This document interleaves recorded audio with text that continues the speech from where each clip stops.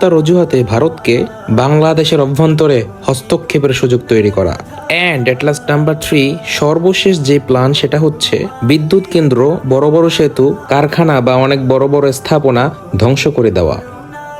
আর এর দ্বারা তাদের ফায়দা হচ্ছে এগুলো মেরামত করতে গিয়ে যেন পরবর্তী সরকারের জন্য অনেক চ্যালেঞ্জ হয়ে দাঁড়ায়, আর পরবর্তী সরকার যেন দেশ চালাতে ব্যর্থ হয়। প্রিয় দেশবাসী, আপনাদের কাছে একটি অনুরোধ, আপনারা দ্রুত এই খবরটা সারা দেশের মাঝে সকল দেশবাসীর কাছে পৌঁছে দেন। আজ রাতে যেন সংখ্যালঘুদের পাহারা দেয়া হয়, এই ব্যবস্থা করা দরকার।